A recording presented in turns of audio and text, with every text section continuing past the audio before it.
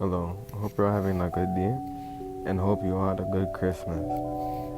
This is my first video on my channel, so don't really mind me. Before the video starts, I thought I should give an intro to what this channel is going to be about. On here, I'll be mainly speaking about different varieties of horror content, true crime, analog horrors, ghost stories, and so much more. If you're interested in that type of content, consider subscribing. Anyways, thank you for listening. Now let's get into the first story. I found a story and it caught my attention when I saw this post on Reddit, courtesy U2Con under the R Creepy Reddit board. I saw that it also got good reviews, and while I was looking in the comments, there's a deleted comment that said there was a creepier version, so I decided to click it, and it brought me to this link, Wikipedia.creepypasta stories.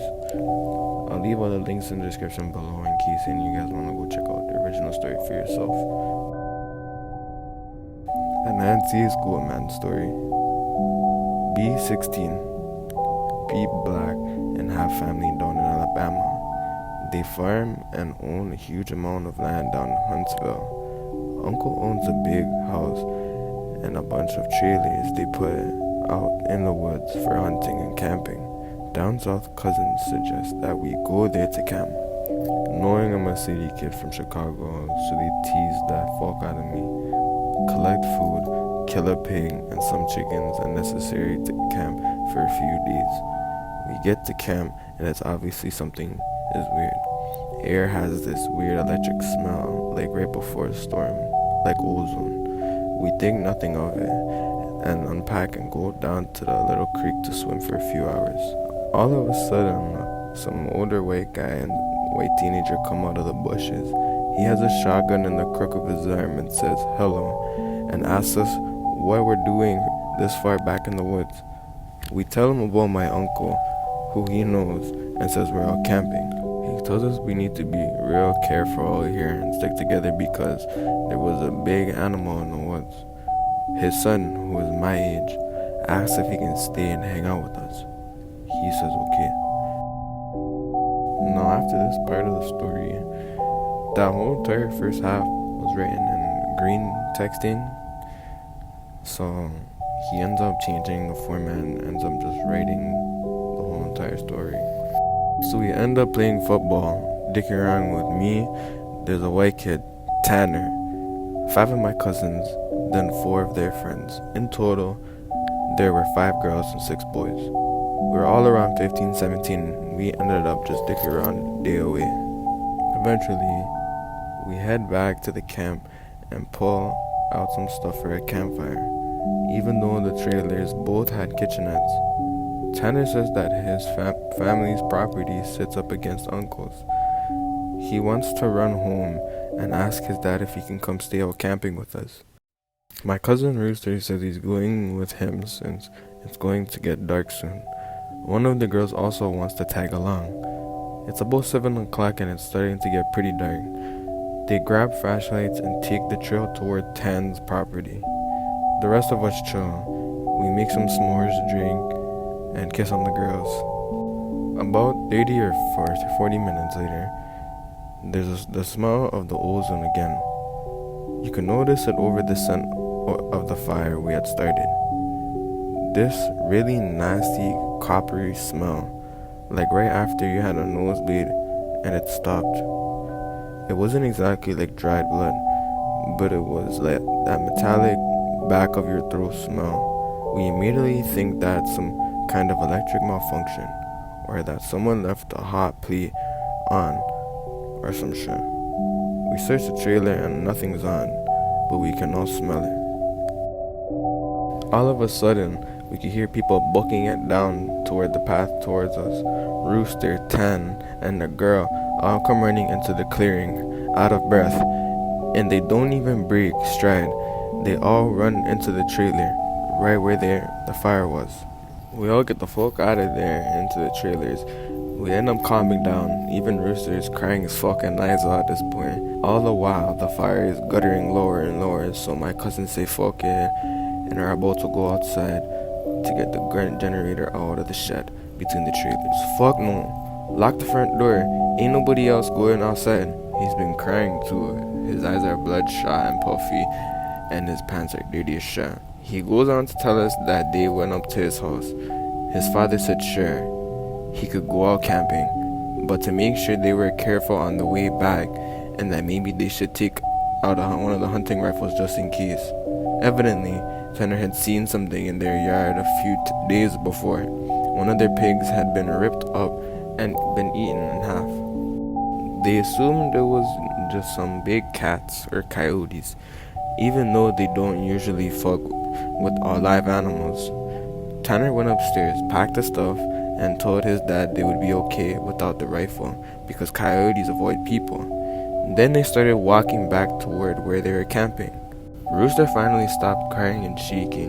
The girl already had, but was just staring out the window with a dumb look on her face. He says they had gotten halfway into the woods toward the camp when they started to hear shit in the forest.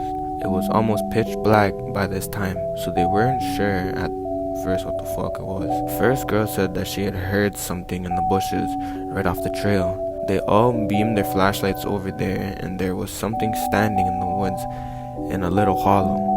Rooster said they shouted at him and told him that he was scaring the fuck out of them and what a dick he was. He says that when he realized that the guy was facing away from them, they keep walking and they start smelling the nasty coppery ozone smell. They say that they look off into the forest on the opposite side, and there's a dude standing there too, backward, slightly closer to the path. So now they start power walking, and time keeps going.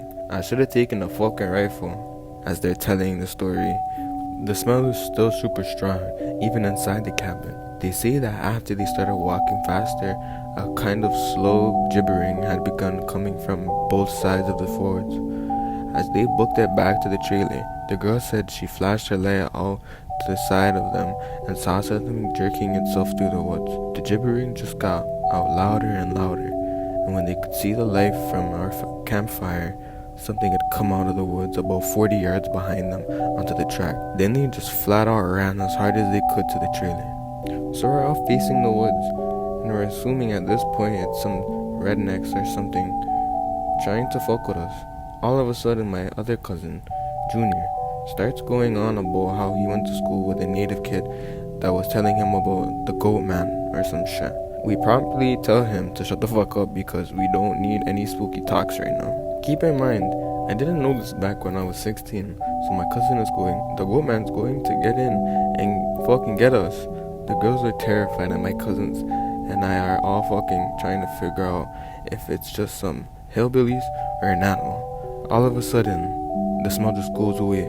To this day, I haven't even experienced anything like it.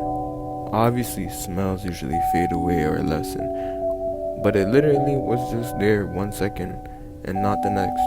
Now, I don't know about you guys, but I think the story started off pretty well. It's pretty interesting to see that they're bringing in something about this thing. They kept talking about the Goatman. Obviously, by the title of the story, it's gonna be a Goatman, but it's just interesting to bring that up. Anyways, back to the story. So it's after an hour, making it around 9 or 10. We've stopped shitting bricks enough to go back outside to start a fire again. We figured it was some just assholes trying to fuck with us, so we just don't go back home. Because we think if we do, they'll chase us through the woods or something. Nothing else weird happens that day. We stay another night, and for the main part of that night, nothing happens. But about 1 in the morning, we go outside getting drunk and telling ghost stories. As someone is finishing some 2 spooky stories, I don't remember what about, the smell comes back. It's so fucking strong that one of the girls literally starts vomiting. I stand up, and you can actually feel how clammy the air is. I say we get inside, and that isn't right. We should have just fucking left. We all go back inside, and we're standing around. My cousin keeps going on about how it's the Goatman. My other cousin Rooster tries to shut him the fuck up, and all the while I'm just feeling that something is wrong, and I can't figure out what the fuck it is. We end up sitting there for a while. The smell is just as strong, and we're terrified and all huddled in the camper. We end up cooking brats for everybody because nobody wants to go outside. It's one of those packs with 3 brats. I grill them up on the stove and give everybody a hot dog, then get mine. After a while, one of my cousins gets up and goes over to the pot to get another one. He starts grumbling about how I got 2 brats and everybody else got only 1. And I look at him like he's fucking stupid. I tell him that everybody only got 1 because there's only 12 brats, and that if he wanted more, he should have opened up a new pack and come cook some more. That's when the girl that had been all with Rooster and 10 just starts screaming, "Oh Jesus, oh Lord, get it all." She's crying and shivering, and then it dawns on the cousin standing up what the fuck is wrong. Me and him both glance around the room, and I feel my heart fucking sink. I run the fuck out of the cabin, and the girl runs out with us. The trailer door is banging against the side of the trailer as everybody books it out. One of my cousin's friends asked us what the fuck was wrong. I start counting us. There's only 11 now. I shit you not, my cousin verified there had been 12 people in the cabin.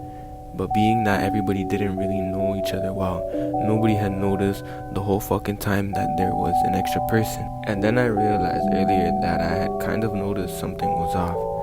You know how when you're just dicking around having a good time that you don't sweat or smell shit? And you don't always keep track of certain stuff? I'm dead sure that someone else had been in the trailer with us, and that they had been there for at least a fucking day, eating with us. What makes it worse is that I couldn't figure out who it was, because I didn't know anyone ever actually interacting with the other person / the Goatman. The girl kept praying to Jesus and we're all sitting outside. Eventually we get a big ass stick and go back into the cabin, but there's nobody in there. We count again, and there's 11 people. We go back into the trailer and lock the door. We explain what the fuck happened. The girl said that she realized too, and that when she was about to say something, the person sitting next to her had grabbed her leg hard, leaned over toward her, and then said something she couldn't understand. So we're all pretty much as scared as fuck, huddled together, and I fall asleep. When I wake up, the sun is just coming up, and half the people are asleep and the other are packing our shit up. We all want to walk back home, but like 4 people want to stay until the sun is all the way up. And some people think that we're just fucking around and still want to stay at the trailers. I just want to get the fuck out of the woods.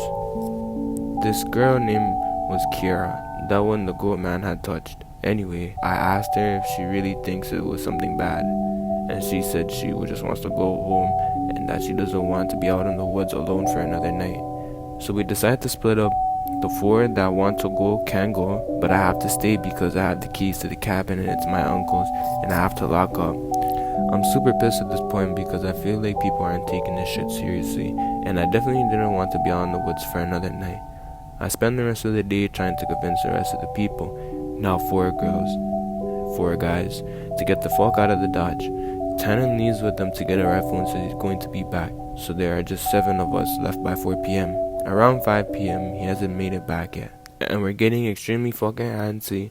The only reason I stopped begging them to leave was because he went to go get a gun.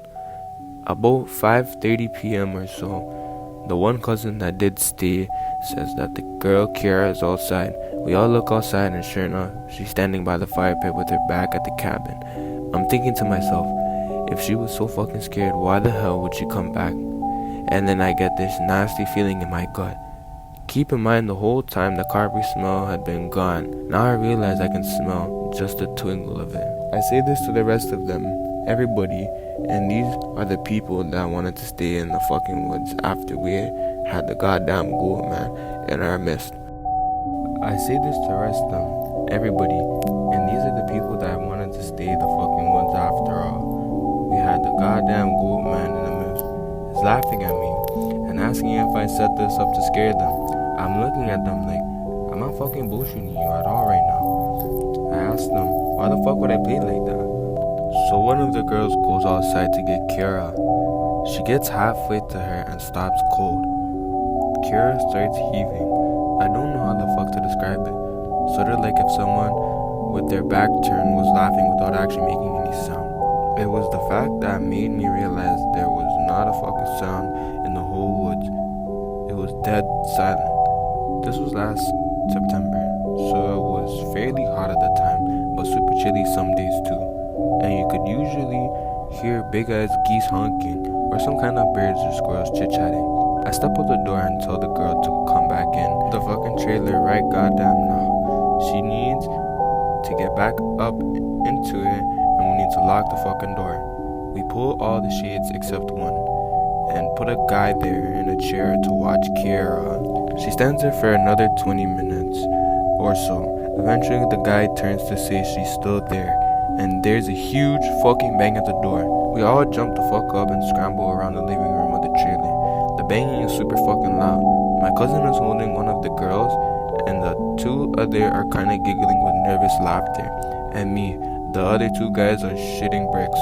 Then we hear Tan, he's screaming, "Let me the fuck in, stop fucking playing." We go over to the door and open it, and he stumbles in with the rifle. There's nobody else outside. Evidently, he walked up to the campsite. Nothing weird happened in the forest, but he had seen a girl. Mind you, he said that it was not Kiara standing there. When he had gotten to the edge of the clearing, she had turned toward him with a slow, slack-jawed look and just stared him down, slowly tracking him as he walked around the outside of the clearing towards the camp.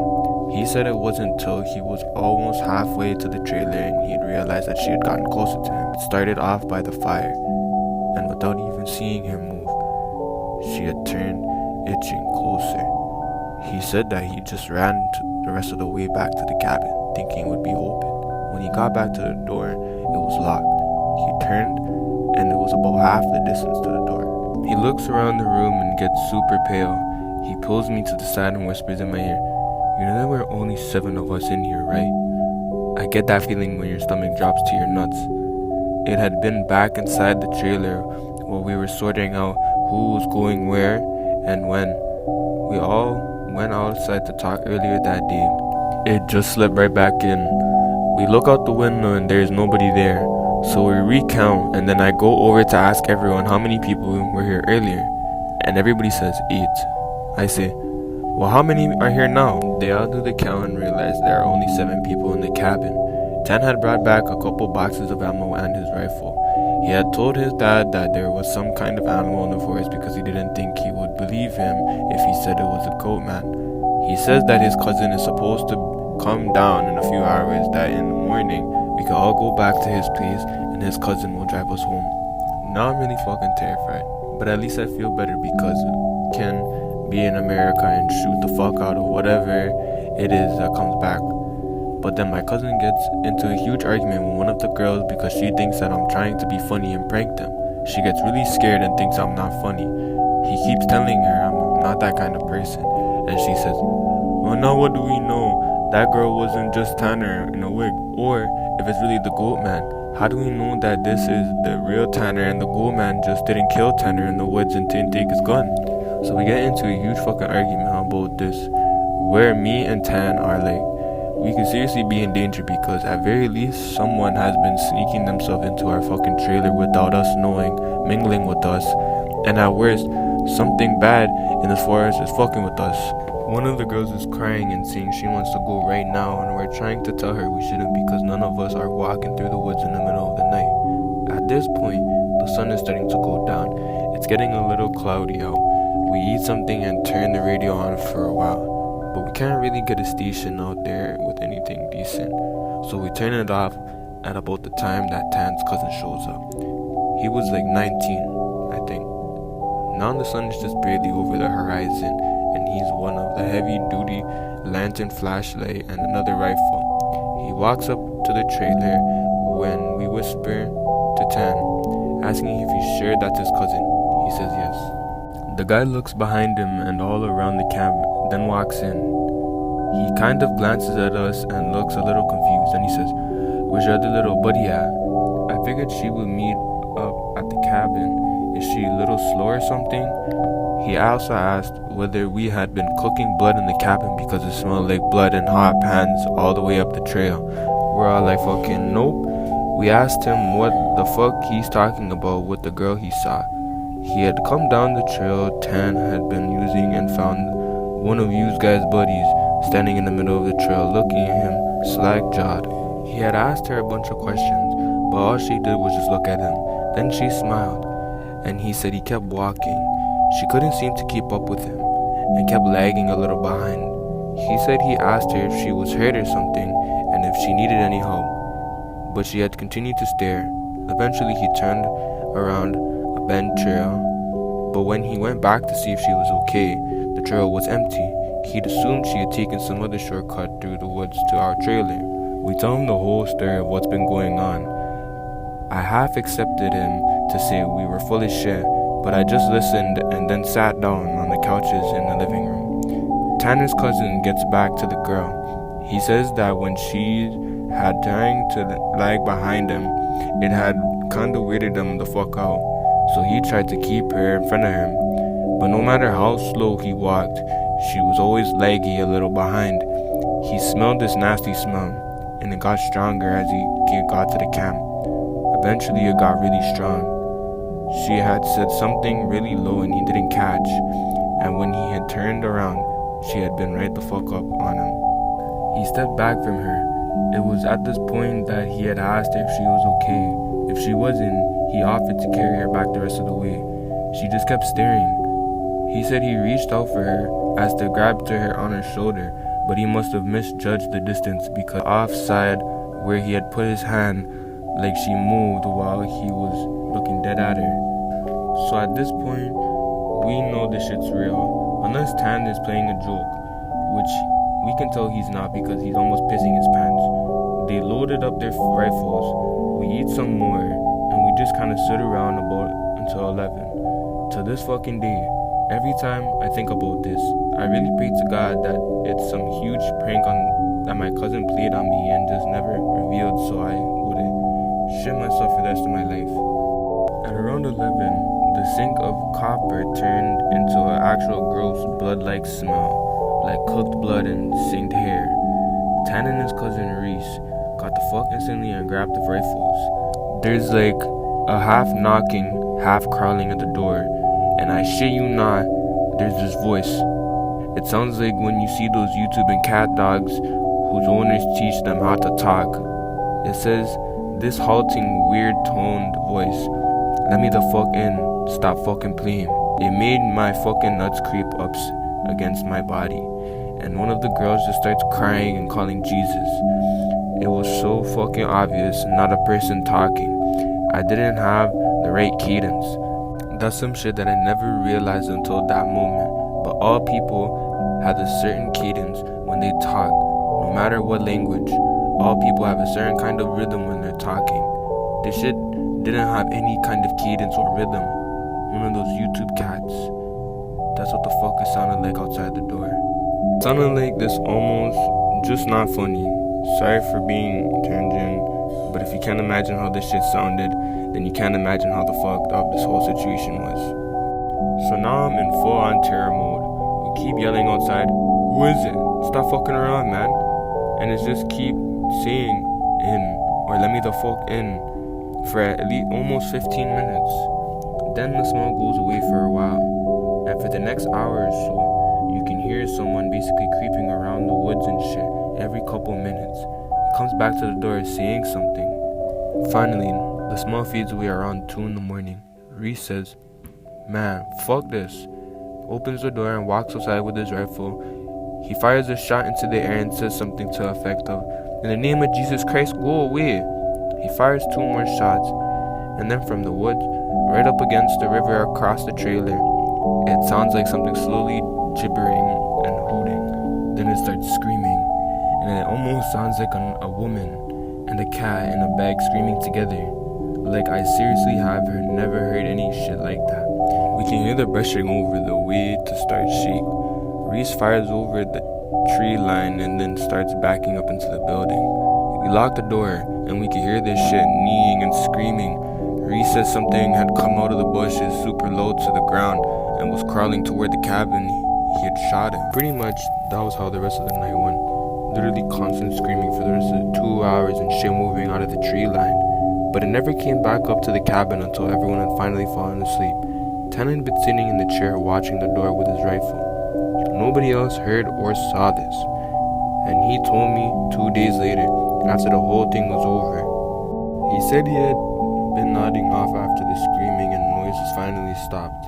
He had almost fell asleep when he saw someone come out of the bathroom and then lay down in the middle of the floor and go to sleep. He just assumed it was one of us and that the guy had nodded off. Then he said something, kind of realizing something was wrong, and while pretending to be asleep, he counted us. There were 9 people in the cabin. He didn't want to try and shoot at the fucking thing and have it kill us all then and there, or have Reese wake up and start shooting at us and kill us all ourselves.